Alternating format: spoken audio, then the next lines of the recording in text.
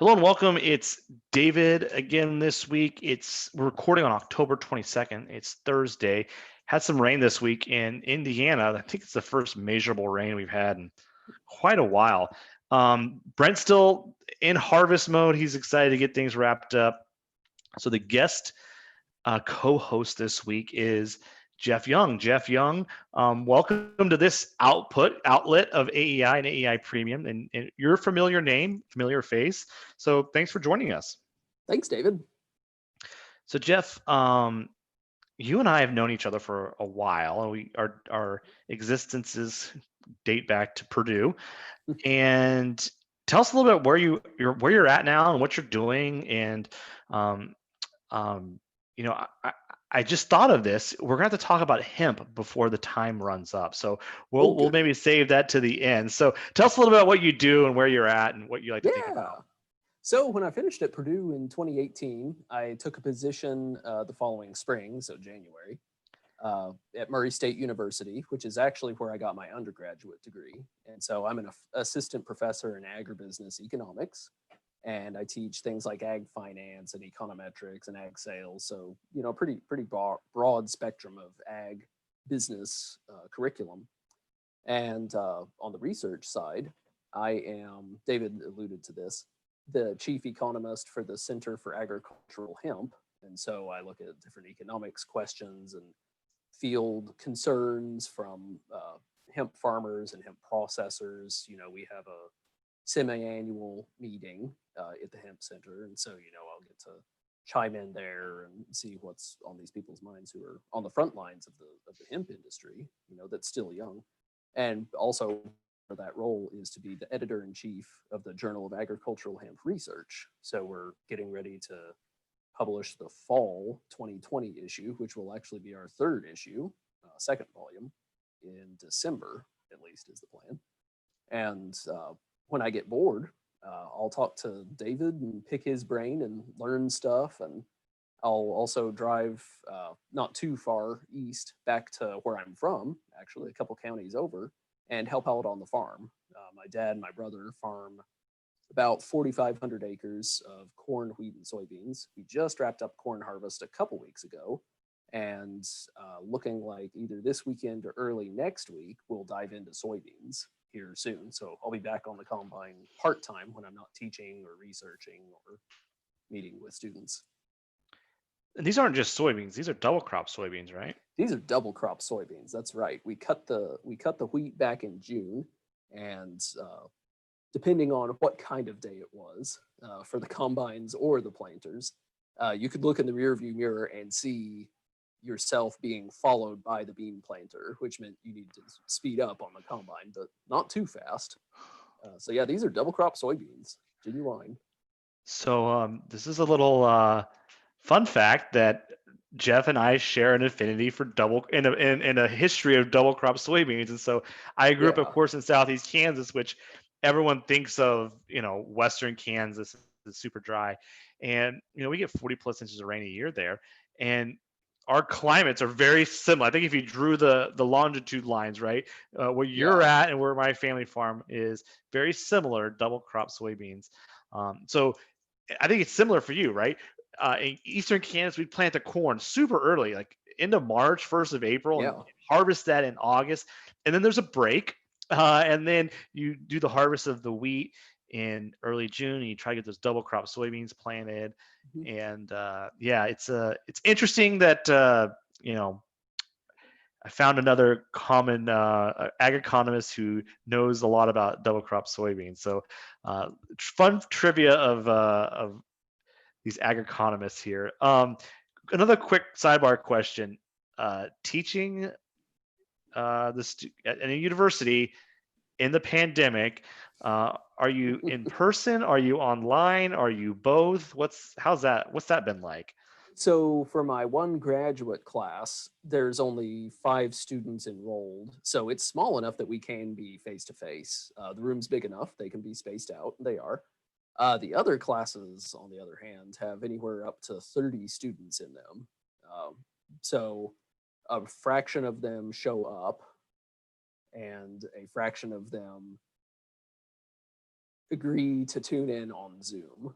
We're at the point in the semester past what would have been fall break. Uh, of course, we didn't have that this year or this semester. That motivation's a little lackluster as we're approaching the sunset of this semester. So more and more are opting for the Zoom option, and I had 5 out of 29 students in class today, so it was a good group. The rest were on Zoom though, so I can appreciate it.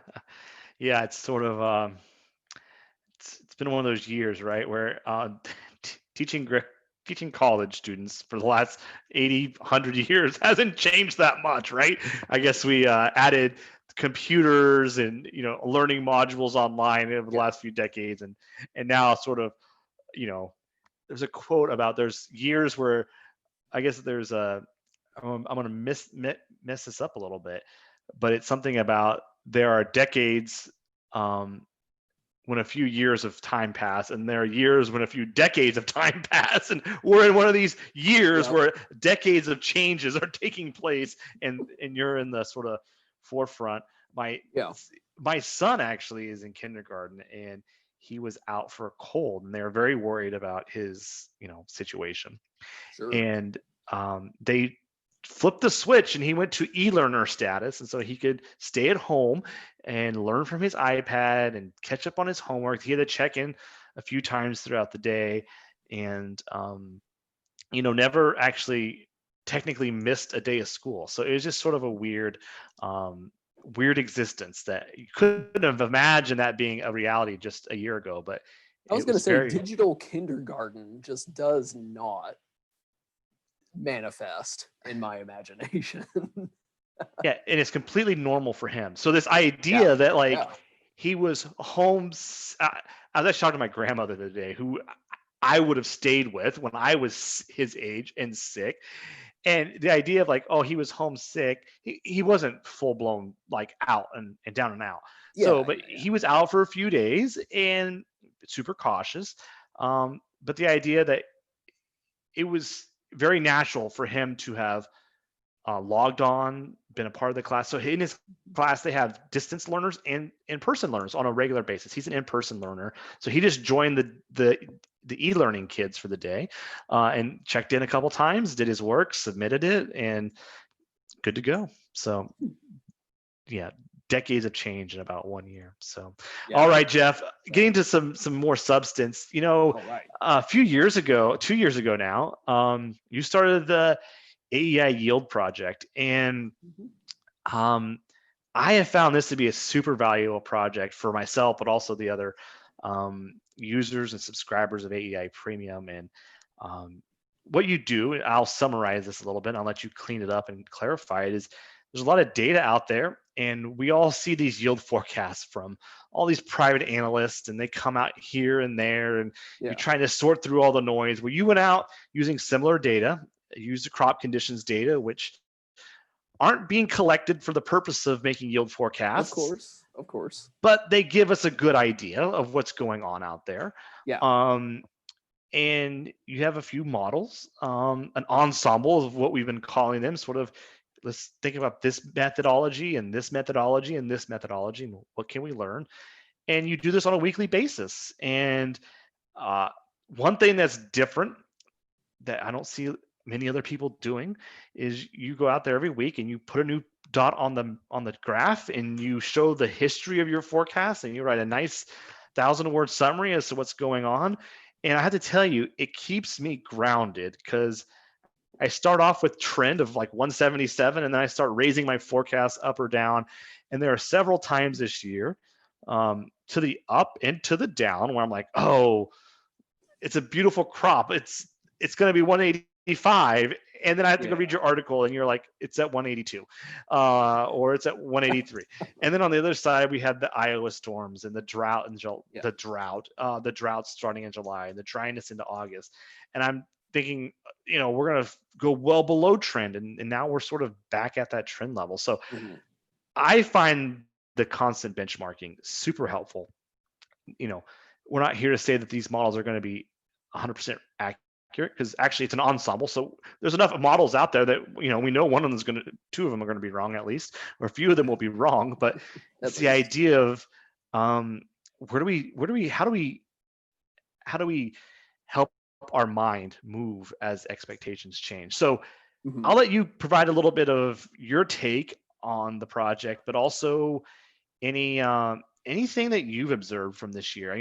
I shared a little bit of mine. This idea of I would have shot too high in August and then dropped too low in the last few months. But what are some things that you thought about this year?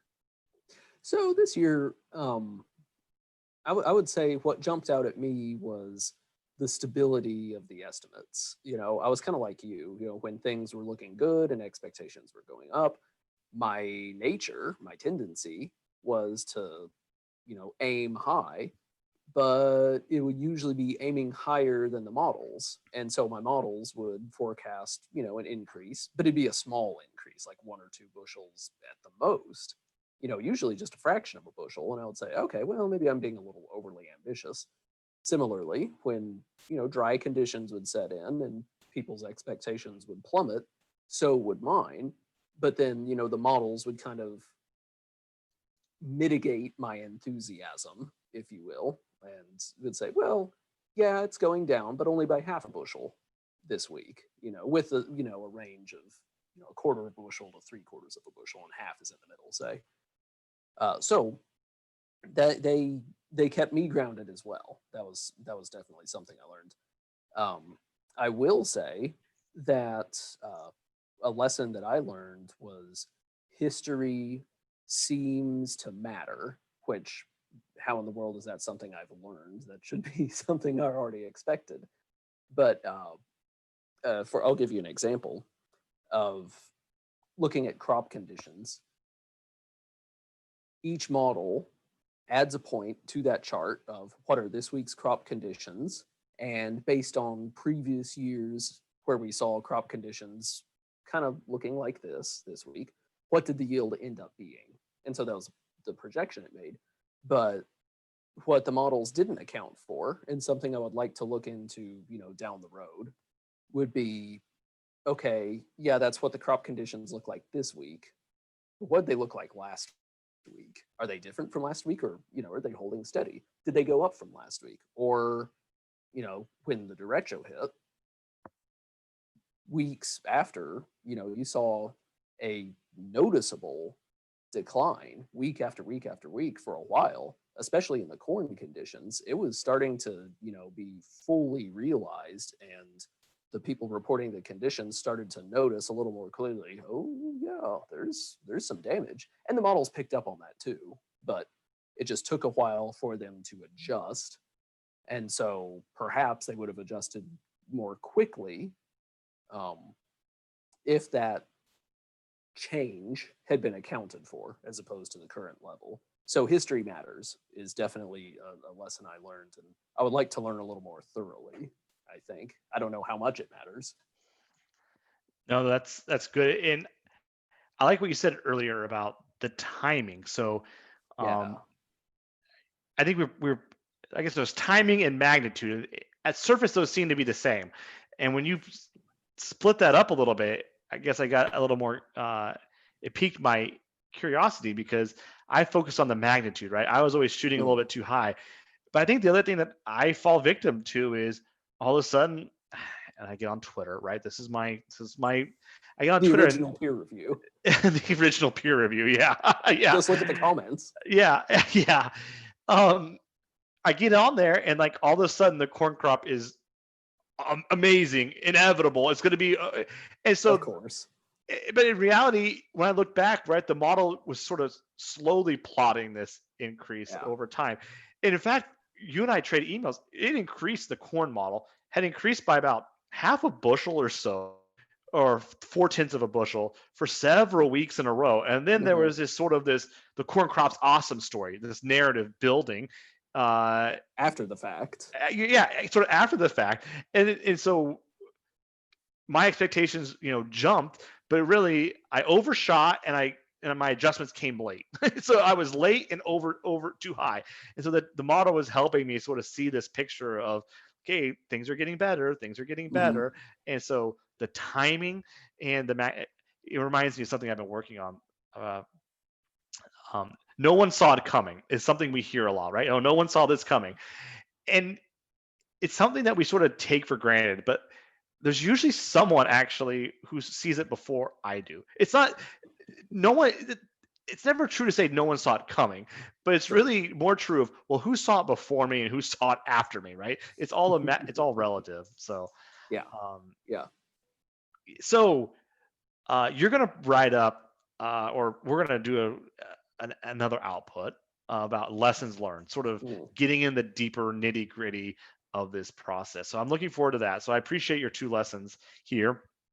You also have a recent article. I encourage readers to go look at it. It's, correct me if I'm wrong, it's how many forecasts could a forecaster forecast if forecasters could forecast forecasts? Well done. Well done. I love the title. So tee this up for us a little bit and tell us what you're thinking about how that came together. Yeah, so that was actually a fun idea I had on a Thursday morning, and the Friday morning, the next morning, was when the October WASD was going to be released, and I thought, I am against the clock, but I bet I can do it. And then that night, I got it to run, and or it was a Wednesday and a Thursday maybe, but it was the night before basically. I got it to run. Emailed you the next morning and said, "Look, WASD drops in like 2.5 hours, but I had this idea." And so the idea was this. And I only did it for corn. I just finished doing it for soybeans actually. So maybe we can have a follow up on that. But I did this for corn. That's the article you're referring to. The idea is, okay, our first WASD for the year comes out in May, right? June and July, unless just something wild happens, are going to be pretty much the same as May, and they were identical this year. Yep. But everyone's anticipating that August WASD. Okay, so come September, say we've got the May WASD, and oh, before the May WASD, we have trend. So you Yep. released trend yield early in the year. So that's like our first estimate is all right, following the trend, this is what yields should be close to. Then May, all right, well now we have trend and the very first expectations of the USDA. Then August, okay, we've got the first expectations of the USDA, then they're refined and honestly a little more relied upon estimate as well as trend. So now we've got three numbers. Well, then September happens, we got four numbers. Each number that we get should be telling us something. And so here I am the night before the October WASD drops, and I'm thinking, okay, I know trend, I know May WASD, I know August and September WASD. I bet you I could get pretty close to either the October WASD or the direction it's going to go because we saw that huge number 181.8 or something for corn in the August WASD. Well, then, like within a matter of days before or after, of the August WASD, we had the derecho. And then we saw a big downward shift in the September WASD number from the August WASD number. And so I thought, okay, if the model saw that happen, if I design a model and it sees that happen, it could probably estimate what October should look like. So I know the things that I know. Can I use them to inform something that I don't know? And the answer is yes. So I ran the model last minute and it projected a noticeable but still modest decrease from the September WASD to the October WASD. And that was kind of what happened, even though it was more modest of a decrease. So the model actually overestimated by how much it would drop, but it did drop. It still dropped. Yeah, I think it's one of the things that I learned this year is, and you helped me with this. Two things you really helped my thinking with. Well, in addition to the things I mentioned before, two additional things. We emailed a lot about the derecho and was like, I think you told me like 17% of the U.S. corn acres are in Iowa, Hmm. right? Yeah. And if there's a 10 bushel hit to the Iowa corn yield, that's 1.7 bushels that come off the national yield. And you and I like really had to wrap our minds around that because Yeah. it was hard to, I guess, move past this idea that Iowa had this giant storm and the Iowa yield was going to get hit by this hard, but the overall national impact wasn't that big.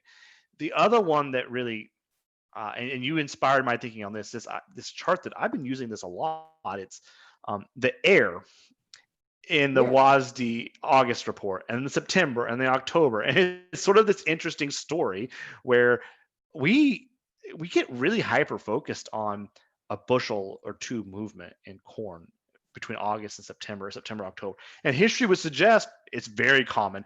I mean, even in soybeans, right? The September WASD is not super accurate. I mean, the August is super interesting. The August is about as good as the The May May. Yeah. the May one, right? Which is like we're just starting to plant the crop. And so Yeah. I guess as we move through the growing season, right, there's two things that unfold. There's less uncertainty about the growing conditions. So Hmm. the forecasts get better because of that. And then second of all, we're just collecting, USDA is collecting more and more data and we're moving closer. And so we know a lot about the October because we're I guess October tells us a lot about November because we've tightened the parameters up, right? We've Yeah. scaled this up quite a bit. So um, that's a lot of good stuff to think about. Well, Jeff, any other forecast network questions that you're thinking a lot about, or you got on your mind, or before we wrap this up today? My favorites are obviously the corn and soybean yield questions. I pay attention to those definitely. I have an unfair advantage by looking at the data for a couple hours a week and running models that update my expectations.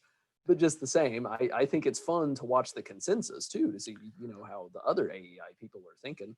I also like to look at the price forecasting questions. Um, as you saw, the corn, the December corn question just closed because we, lo and behold, broke $4 a bushel before December. Yeah.